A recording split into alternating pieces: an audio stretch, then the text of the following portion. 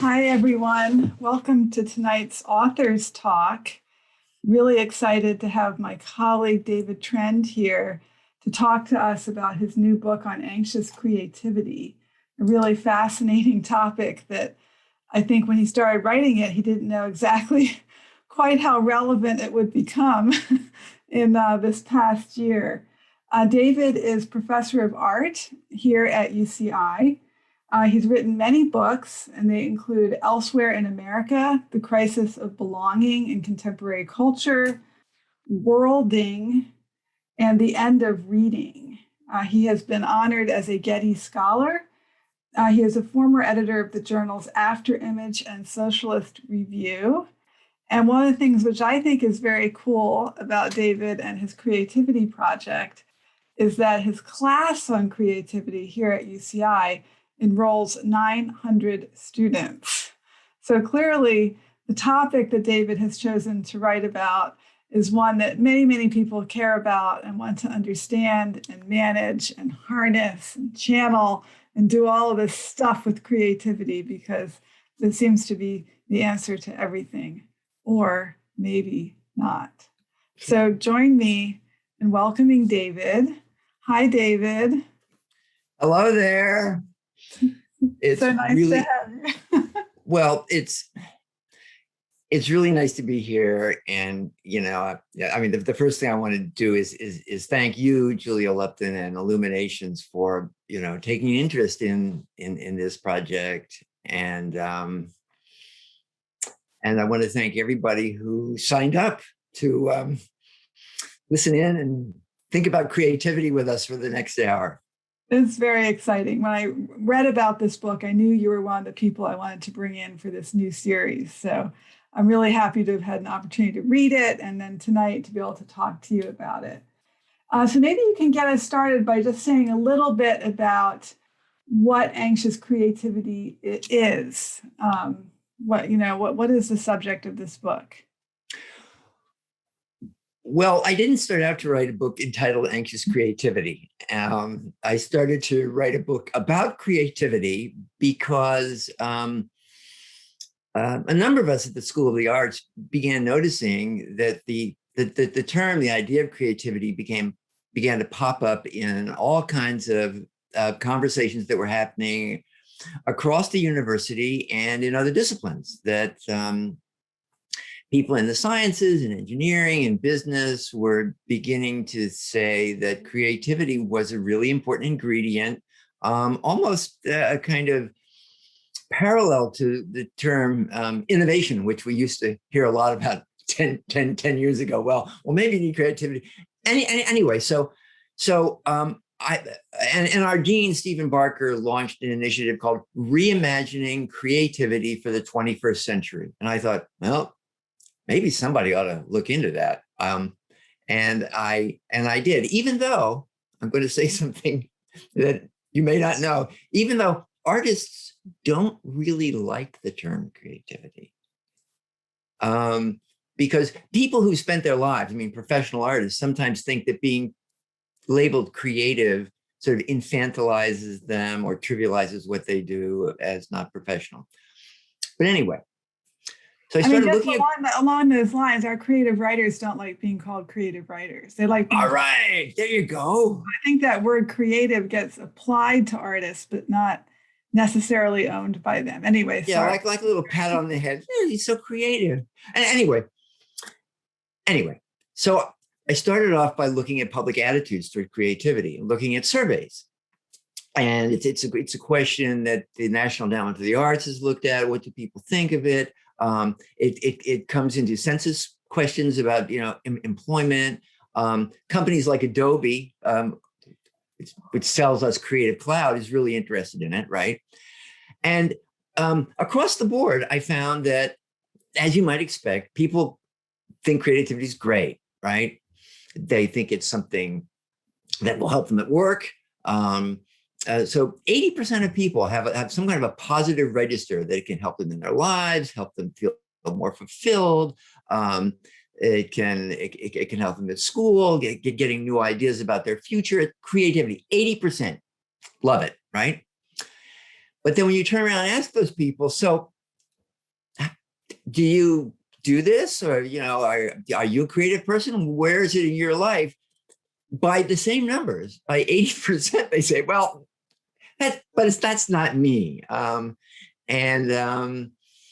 so there's a disconnect there. And at the same time, then I began, Googling it, and this term creativity crisis popped up, and I realized that since about 2010, in the business press, there's been a discussion of an innovation crisis in the United States, and indeed a creativity crisis, owing to economic anxiety causing companies, not all companies, but large numbers of companies, to defer the kind of long-term investment it takes to come up with new ideas in favor of keeping their profit margins going and keeping shareholders happy. So that was enough to get me going on anxious creativity and to look into this.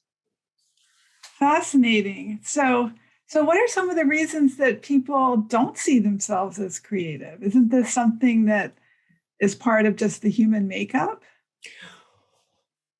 It is, but this is the kind of question that I like to ask large numbers of students. And what I'll say is, if you ask 10 people what creativity is, you're going to get 10 different answers, because it's one of those ideas, like kind of like happiness or purpose, or even success, that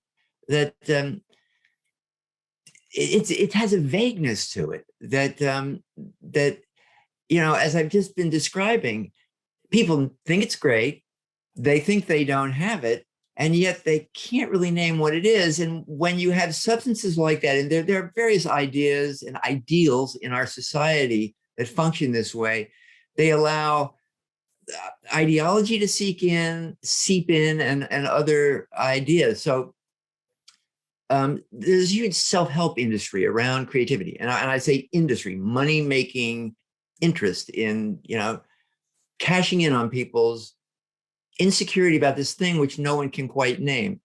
But there's a few more obvious reasons. One is that if you ask the average person what kind of person is creative, they'll probably say, the person might be a little bit strange, a little bit emotional, a little bit childlike, a little bit whimsical. They are different from other people, and not everybody wants to be that. They'll say, well, that's not me.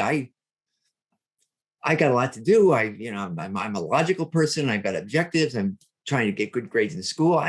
Maybe I'm not. The other issue is that many people think that creativity, wrongly, I'll argue, is inherent, that you're either born with it or you're not. And so they get told, perhaps in school or perhaps somewhere else, that they're not creative, and they just figured, well, I didn't get that chip when I was born. It's also, it links to notions people have in the back of their minds about art also. And I can talk about this more later, but frankly, art is another one of those things that everybody says they think is great, but very few people understand. And institutionalized art, as it's seen in museums and symphonies, is something that not very many people feel is for them. So there's that. And finally, a lot of people just say they're too busy to be creative. In workplace studies have shown that up to 85 or 90% of people say, I don't get encouraged to be creative in my job. I don't get rewarded for being creative.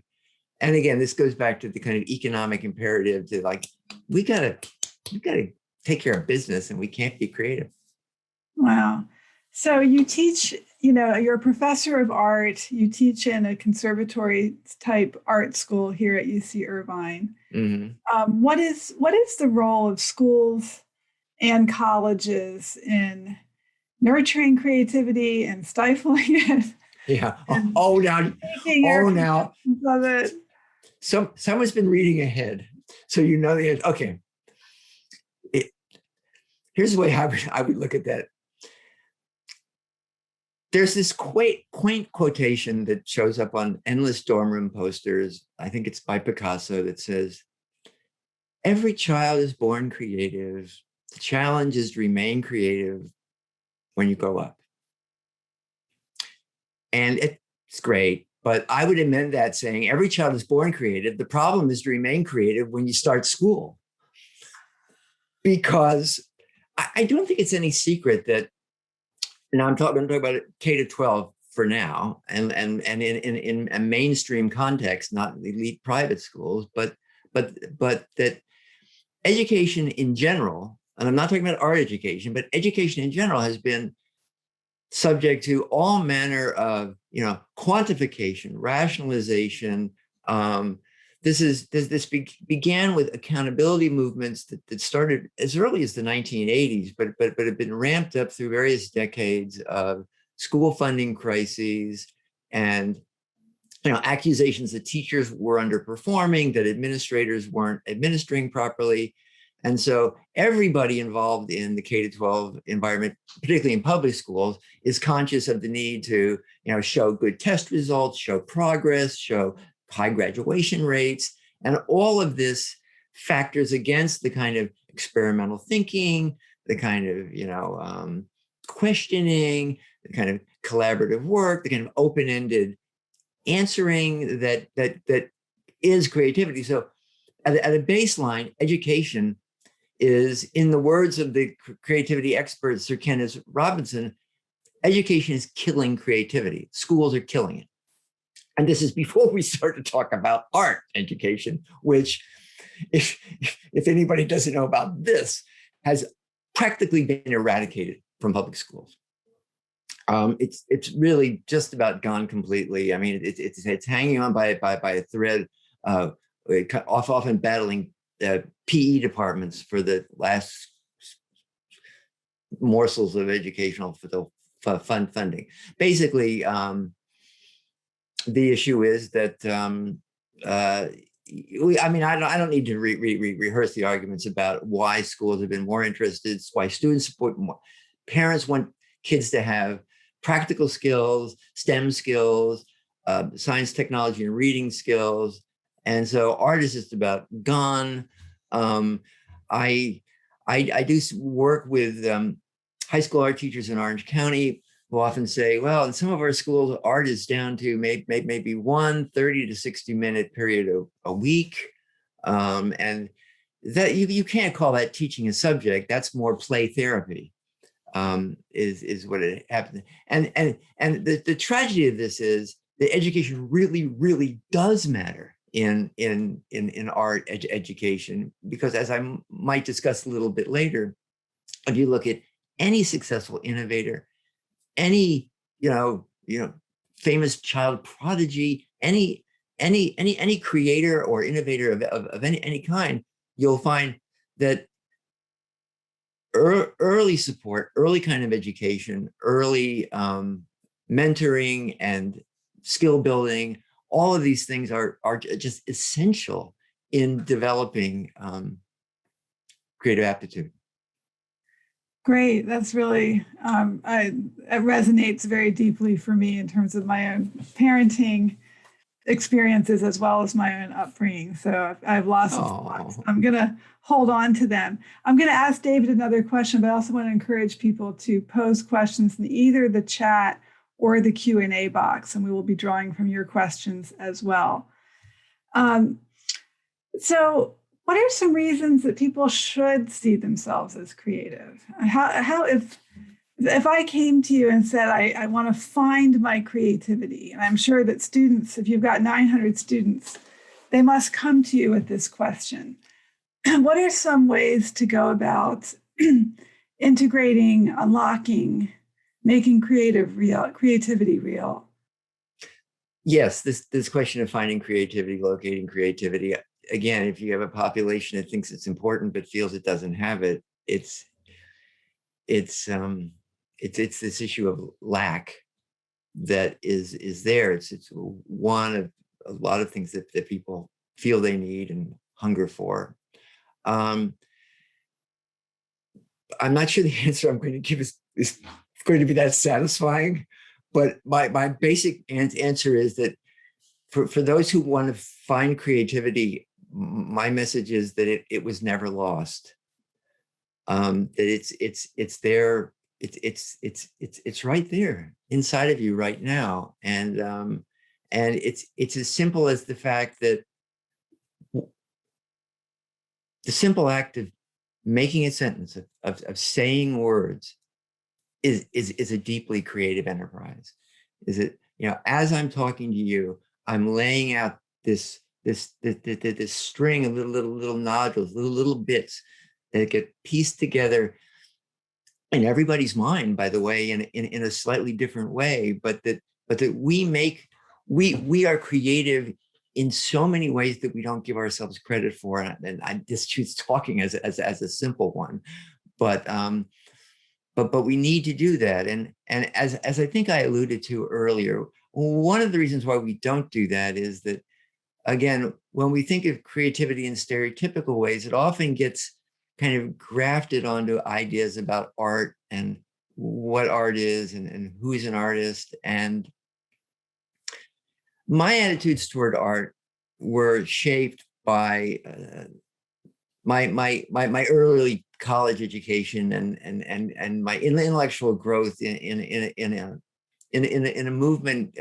called cultural studies, which was and remains a certain kind of way of looking at the world and looking at the knowledge, which basically says that the kind of creativity that exists in everyday life is important. Cultural studies began with the equivalent of community colleges in Great Britain.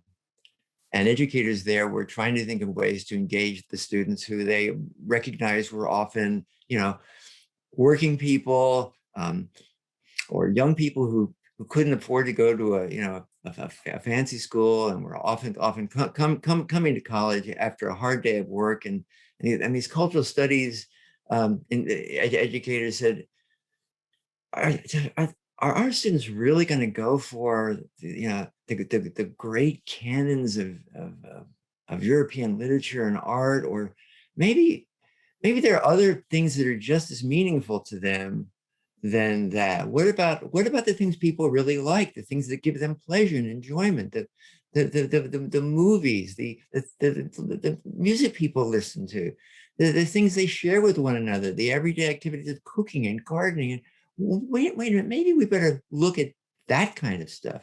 And indeed, they had a point, because I'm an art professor, but I'm going to say this flat out. Even today, if you go into most mainstream art museums in the United States, you're going to find work by, dead white men. You're going to find, images of women that are often highly objectified, representing retrograde attitudes toward gender. Similarly objectified representations of people of color, if you find any at all, and stereotypical attitudes towards cultures broadly writ, with implications of colonialism, imperialism, and all kinds of negative stuff, which, as I think I mentioned earlier, it would come as no surprise that people would say, well, this is not for me, right? And so when we look at popular culture, we look at what the cultural studies crowd would call symbolic creativity. And it's the way people, conjure meaning from the everyday things they do, as simple as making a meal or decorating one's room or planting a garden or and I know this is a controversial thing to say, but there was one strand of cultural studies which talked in very glowing terms with the pleasure and creativity that comes from consumer culture, from buying things. That when I buy that piece of music or buy that article of clothing, it says something special to me about myself, and it's a way I can kind of take back some control over my life and the world around me. Yeah, so we talk about that a little bit in terms of this empowerment marketing. Well, and anyway, just one more line is, of course, is to say that, of course, fortunately, the last 20 years have seen a groundswell of a new kind of activity in terms of everyday culture, which is the way we all share and explore and communicate online, and posting and making YouTube videos, and like what people do on Instagram or TikTok or whatever you like is really has done a lot to give people back a sense of control over their culture. But there again, I find that when I talk to students about this, nobody that I know takes social networking seriously as a creative enterprise. It doesn't count. So it's amazing how many tools for creativity we have just on our phones if we have smartphones. Yeah. So it's you could make, a full-length movie of some quality if you wanted to. There's a couple of questions here from our audience. Kevin Kwok asks, he says, "Hi, David.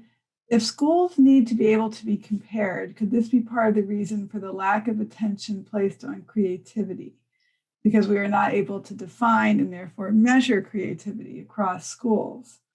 Or is the decrease attributable to industries influencing schools to teach a more narrow set of skills that produces efficient STEM technical managers rather than creative thinkers?"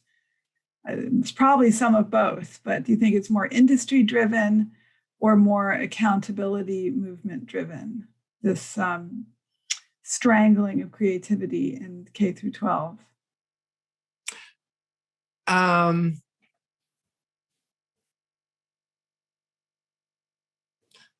Well, I think that Kevin has put his finger on two of the two driving factors in all of this, it's a complicated scenario, and I have to apologize for generalizing the way I have, even what I've said, because there are two other factors that come into play with what goes on inside schools, and one is, of course, that there are statewide standards for what gets taught, and so the processes by which statewide standards are set is a factor which can be resistant to business interests, but can also be affected by them. And the other thing is that, of course, on a local level, that most decisions about public schools in any given community are locally determined by locally elected school board members. And so this is to say that there is, despite my generalization in what I said, great variability in the way anything is determined. Now, the only other thing I'll add, which kind of attaches to what I said before, is almost all states like California respond to the fact that 94% of families say, yes, we want creativity in the classroom in our schools, with modest requirements that there be some kind of art education in the schools. But as I've said earlier, unfortunately, with budget crises, that has been reduced dramatically. So there's after school. Another. After school art programs are funded, but that's often out of the pockets of the parents who can afford it in the districts that afford it. I might add, just by the way, that both in Orange County and Los Angeles, each one has a world-class creative high school. The Orange County High School for the Arts and the Los Angeles County High School for the Arts. These are outstanding, although the one in Orange County underwent a bit of controversy because these are schools that, unlike regular high schools, admit students by a competitive process. And so I know more about the one in Orange County, but in LA, but it's generally about like 19 out of 20 students who apply to these schools do not get accepted.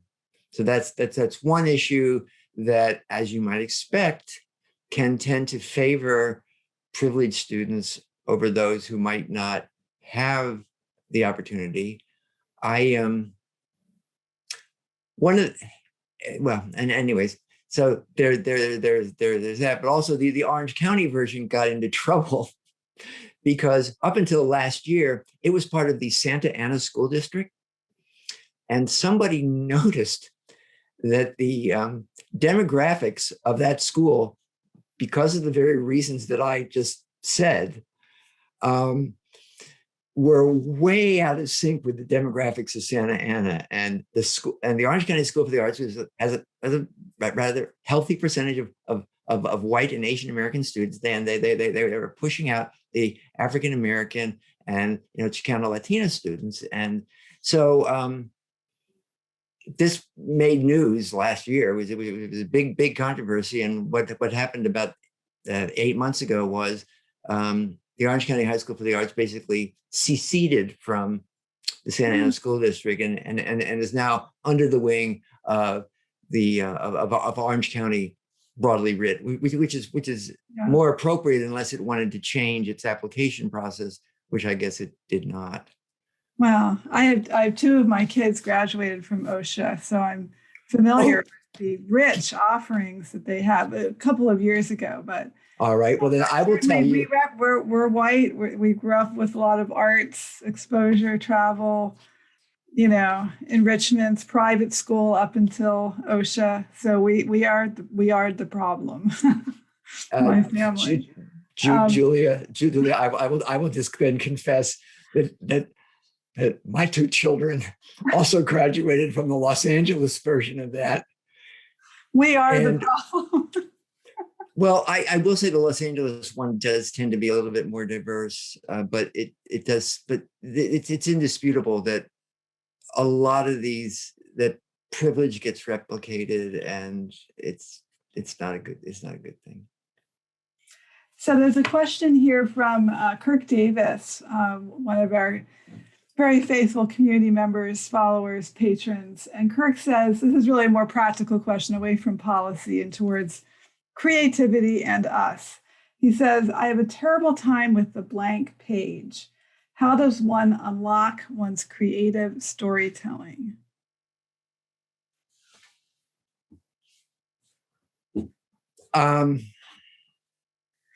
I have a possible answer to that. Thank you, Julie. Because I don't know the answer about to that. Your answer. We had a wonderful alum, Amy Bender, who now teaches creative writing. She calls it writing. She teaches the novel at USC, and she came and did a writing workshop, 10 years ago, that made a huge impact on me. And she said that one of her assignments, because many people have Kirk's issue, the blank page. And she says that what she does is she gives either herself, if she's suffering this problem, or her students a word like eggplant and puts that on the page. And then when that word is there, you work with it and the page is no longer empty. So I have to say, every time I cook or eat eggplant, I think of Amy Bender and I start telling stories in my mind. So, but one of the things that you cover in your book, or a lot of these books, well, are creative. Are any of them good? Well, let me just answer because I thought that given time, I thought of an answer, which is basically, and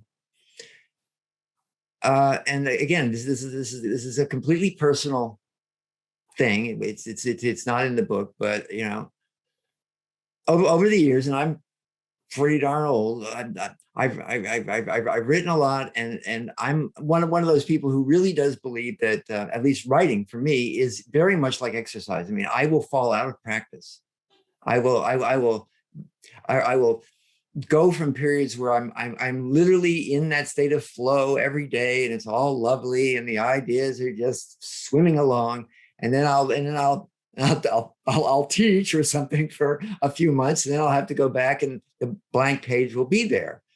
And what I found is that it's not that different from what Amy Bender said. Is you just have to say, I'm just going to do something, even if it's crap. I'm just going to put a word, or I'm going to write, even if it's just one sentence, I'm going to do something today. And then I'm going to come back and do something tomorrow. And this has to do with another, and I don't know whether this is so much a creativity thing as just a craft thing about writing. And I think most writers would probably say the same thing, is the notion that inspiration will strike and one will, that poem or novel will suddenly come flowing out. I've never found that to be the case. I've found it's work, it's a grind, it's a habit. It has to be done every day. Some days are lousy, some days there's nothing, but that, at least for me, after a while, things do start to develop a momentum, and that exercise thing starts to occur.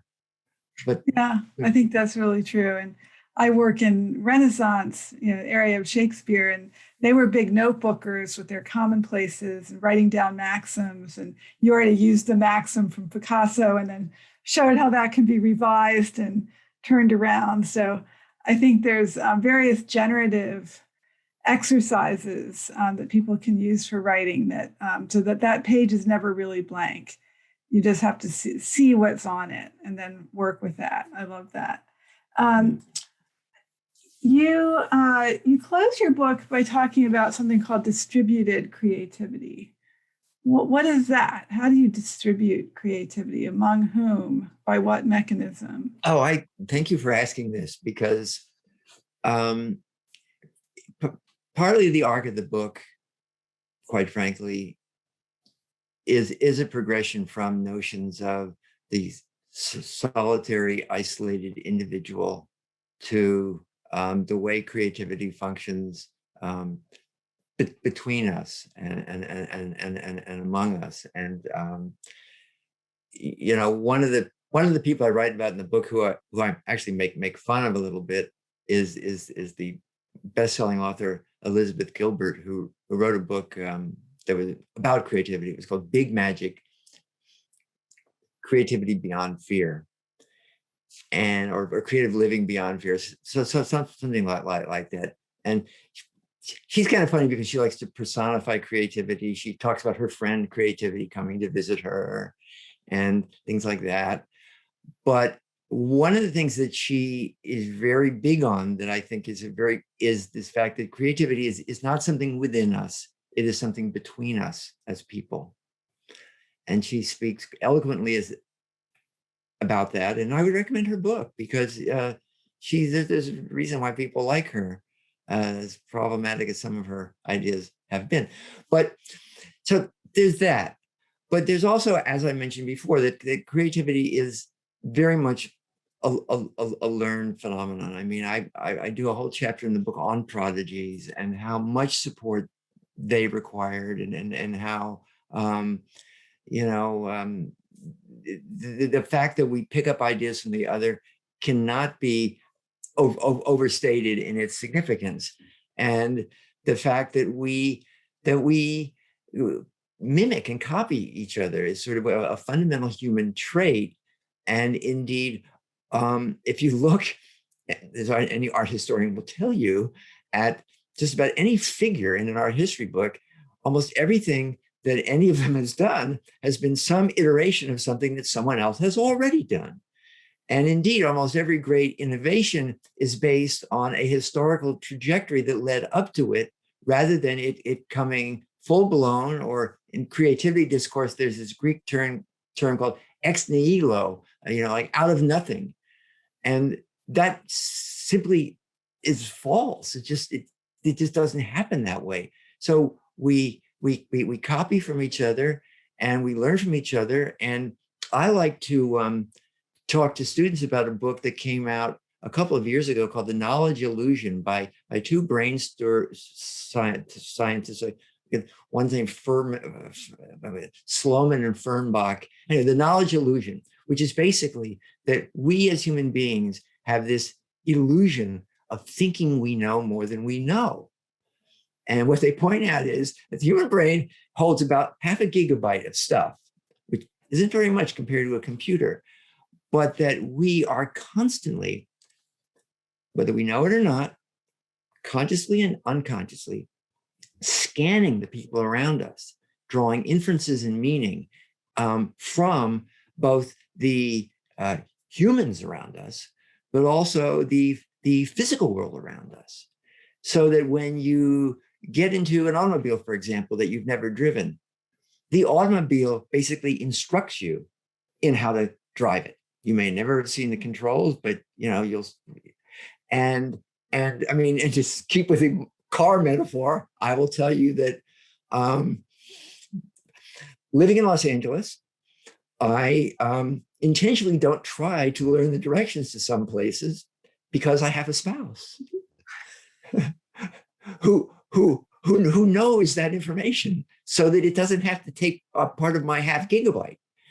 And you may say, well, he's becoming senile, but it's what the knowledge illusion argues is that no, that we are, our environments are what give us knowledge, which, as it turns out, is also one of the reasons why our political atmosphere has gotten so contested, because when we surround ourselves only by people who think like us, the echo chamber can get bad.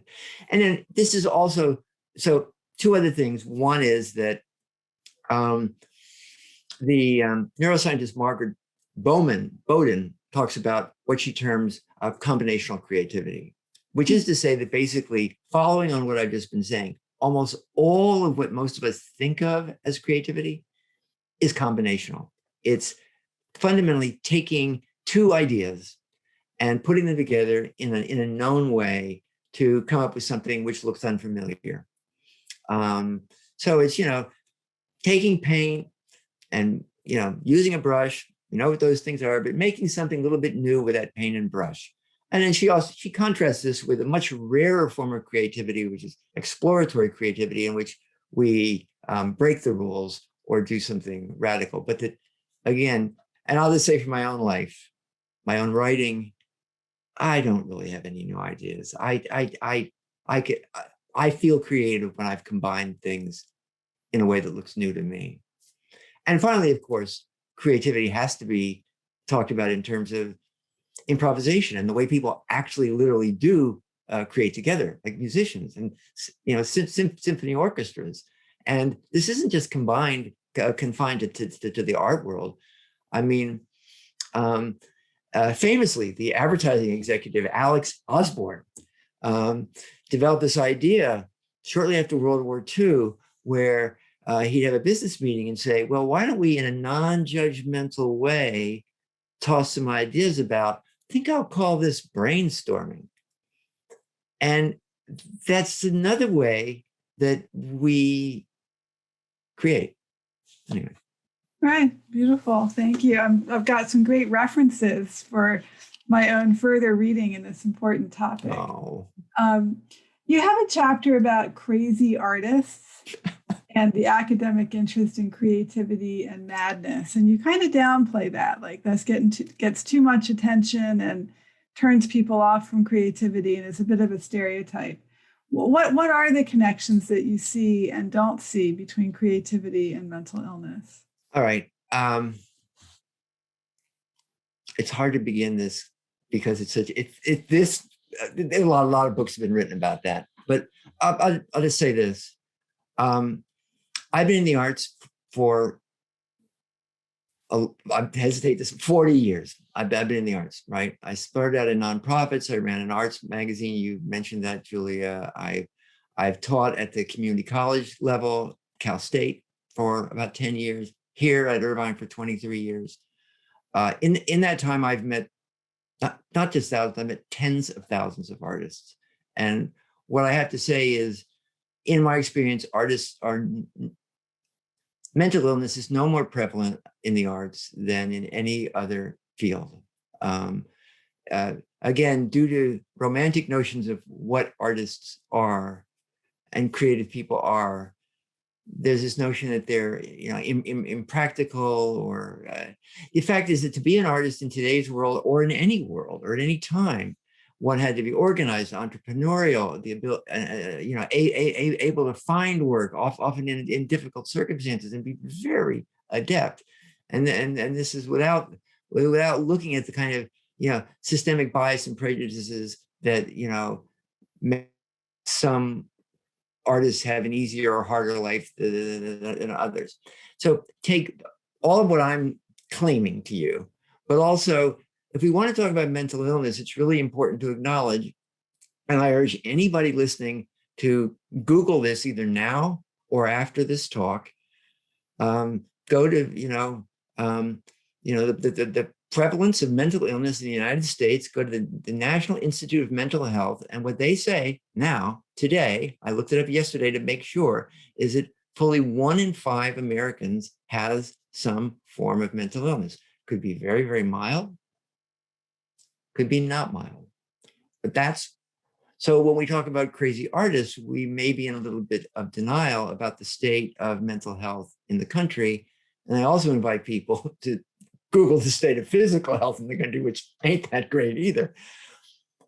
But anyway, creativity and madness has been a stereotype going all the way back to the ancient Greeks. I mean, more dorm room posters from, Plato and Aristotle, divine madness, Byron, we of the craft are crazy. I stumbled upon the 100-year history of creativity and madness when I went to I was a guest at a psychiatry conference in the 90s, and I didn't know what to go to. I was with a psychiatrist friend, and I saw this panel called Creativity and Madness, and I walked in to this talk by a woman who turns out to be perhaps one of the most famous figures in this field, Kay Redfield Jamison, whose book Touched by Fire brought to light the occurrence of the overoccurrence of manic depressive illness, bipolar disease among creative people. But I wasn't happy with what she was doing, because like a lot of people in the mental health field who don't understand the arts, she was doing what psychiatrists had been doing 100 years prior, which is to look at the biographies of already proven crazies and then diagnosing them retrospectively. So she looked at Byron, she looked at Van Gogh and said, aha, manic depression. There you can see, couldn't sleep at night, right? And I thought, this is unfair. And then she and others did very small samples of living artists and contributed to what many of us who looked at this have been critical of it, including a wonderful book, if you're interested in this, by a woman named Judith Schlesinger called The Insanity Hoax, in which she coins the term psychiatric autopsies, which is, I guess, to a scientist would be basically, it's all about what we would call in research circles confirmation bias. If you go looking for an answer, you're probably going to find it. But those problems notwithstanding, other studies have been done which confirm the prevalence of mental illness, particularly bipolar disease, a little bit more definitively. In the United States, our medical system is, it protects our privacy, but it's also fragmented into all kinds of proprietary databases, so that it's hard to get a clear picture of the health of the American population in any definitive sense. But in countries with government health programs, specifically Iceland and Sweden, where there have been decades of statistics kept on people's mental health histories and decades of occupational data, in the last decade, there have been massive data crunching studies where those two things have been cross-referenced, and they looked at people in creative professions and diagnoses, and found, I mean, I'm not going to give you a lot of statistics, but yes, there is a slightly higher occurrence of bipolar illness, and microscopic overoccurrences of other kinds of conditions. So that's fine. But again, if we want to move it to the realm of science, so I did a little bit of reading. I'm not a scientist, but to see what neuroscientists had to say about this, and I like the writings of one named Shelley Carson, and basically what she talks about is that there are certain shared characteristics between some kinds of mental illness, and we'll keep this to bipolar disease right now, and creativity, and they're in the kind of behaviors of novelty seeking and hyperconnectivity, the ability to draw connections. And what she says is that these factors occur both in people. They occur in creative people. They occur in people with mental illnesses, but they are not necessarily causal. They're correlational. They don't. One doesn't mean that the other is true, and so you can say that. But finally, before we leave this, I want to say three things about this issue of crazy artists. And one is, as I think I said before, but maybe not, an individual in the throes of a severe mental illness can't make anything, can't get themselves out of bed often, can't get to work, much less make a fantastic painting like Van Gogh did. It just didn't happen. And if you look at if you look at the biography of Van Gogh, you'll see that he had periods of severe difficulty, hospitalization, but it was between those that he was able to do the wondrous things he did, which, by the way, again, were not out of nothing. They were very much in keeping with what other people were doing at the time. But the point is that he did not make those paintings because of his illness. He made them in spite of his illness. And this leads to the second point, which is when we credit insanity or craziness for an artist's work, we disregard the fact that they had skill, talent, incredible amounts of grit, often overcoming, to stick with Van Gogh, great difficulty and social stigma and hardship. And we say, oh no, it's just the craziness was talking. When no, all the other factors that go into making a person a success had to be present. And finally, probably the worst thing that the crazy artist stereotype does is it trivializes or says it's okay to have what is often a deadly illness. That, oh, isn't it wonderful? That crazy artist, did that thing. Well, no. People with mental,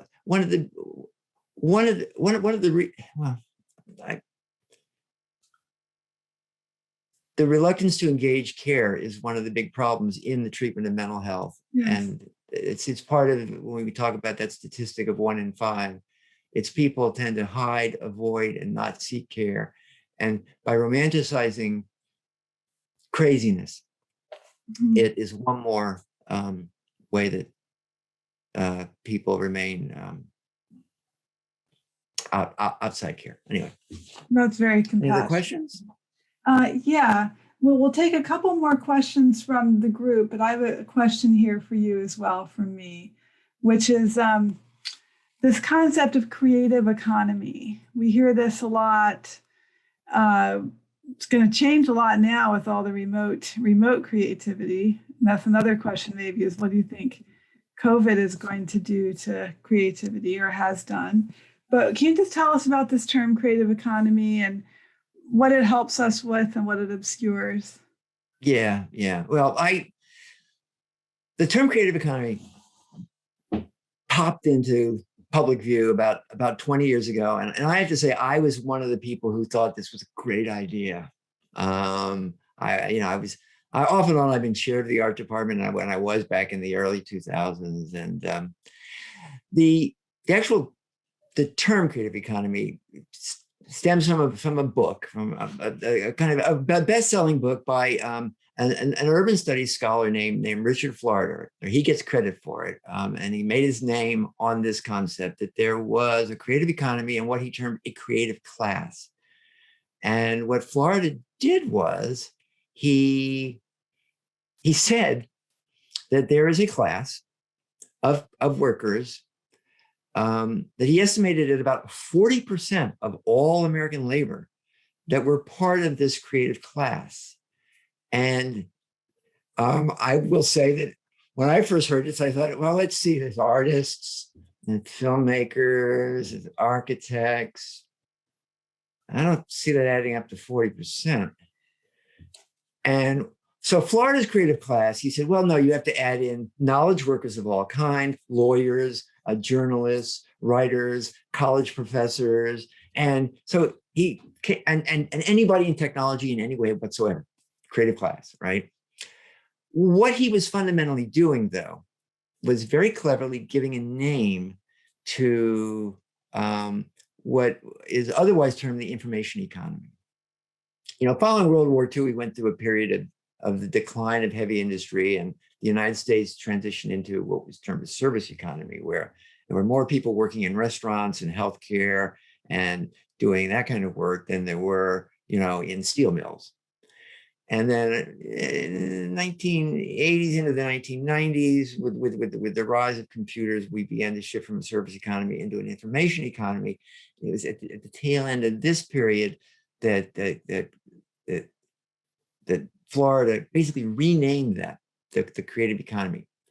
But the idea caught on with people like me, because I was able to say, if I ever saw parents of UCI, incoming students, there's jobs out there for little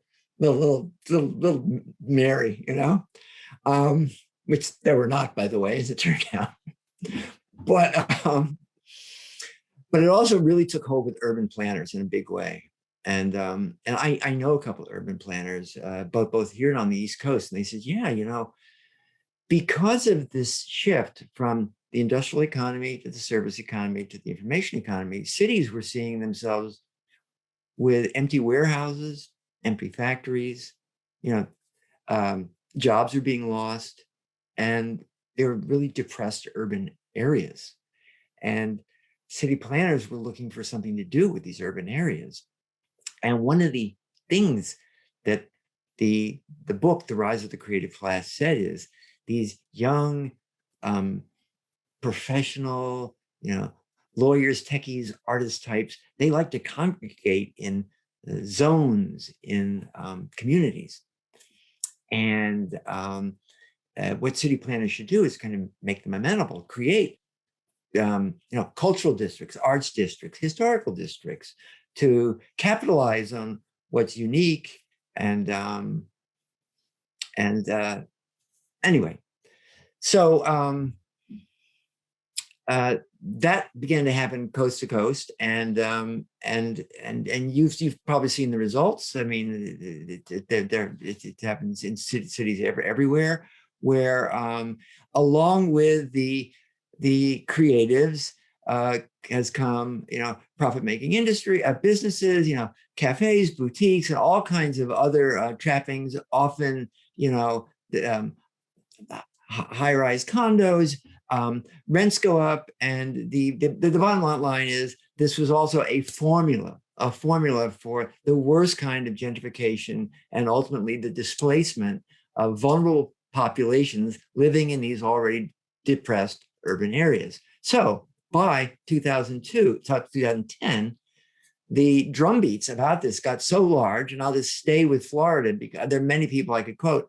But the very person who announced this phenomenon did a complete 360 and issued a book called The New Urban Crisis, which he didn't take any blame, but he said, turns out this creative class, these are a selfish little bunch of brats. And they go in and they're mostly white, and they just care about themselves. And they've raised rents, and they've made life miserable for most people who already live there. And I've written about this recently, and there's a TV show that's about this in a Southern California context. It's called Vida. It's about what happened in the Los Angeles East LA neighborhood of Boyle Heights, where this story is basically played out as a script.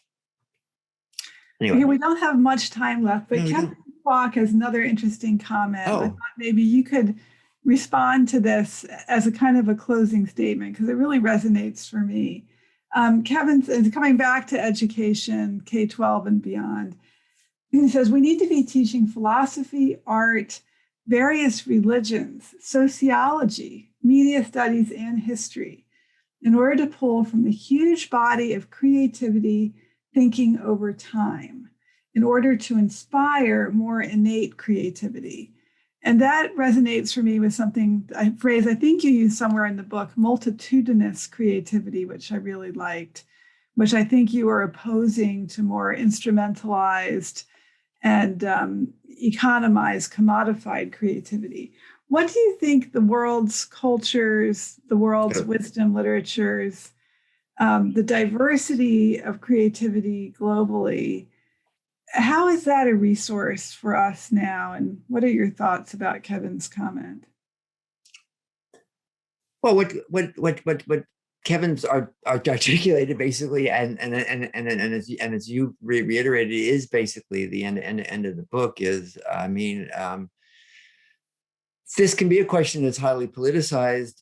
And it should be, but I'm just, what I found out was kind of what I started talking about tonight, is that there are so many different ways of looking at creativity, and the more we diversify the way we think about creativity and how we understand it, and the different kinds of creativity, the better, because again, there are regressive forces out there. There's there's a neoliberal economy that is constantly finding ways to turn creativity and the search for creativity into a saleable object, and that's not good. But also, creativity, as I've described the art world, is largely today, I can just say it flat out, in many instances, it's a synonym for white privilege, and that needs to be questioned. And if I would have had more time, what I would have talked about is the fact that when we speak about the imagination and where the imagination can go, in many instances, the very concept of imagination in the United States has been either atrophied or hijacked by negative influences, and the more we fight against that and recognize that in a democracy, what is termed the radical imagination, in terms of the way the Greeks saw it, and I'm quoting, I think, your name, Cornelius Castoriadis, who said, the radical imagination says that we need to remember that in a democracy, we can control the way society works, but we forget that. The good news being that in the past 2 years, we've seen lots of instances where the radical imagination is coming alive, whether we're talking about the Me Too movement, BLM, the activism at UCI last week about over-policing at universities. These are all really great signs that status quo values are being questioned, and change is in the wind. Okay, beautiful. Thank you for taking us on this creative journey. I'm going to go and do some creative cooking in a few minutes, get out my eggplant and really think about many things that you've shared with us tonight. We have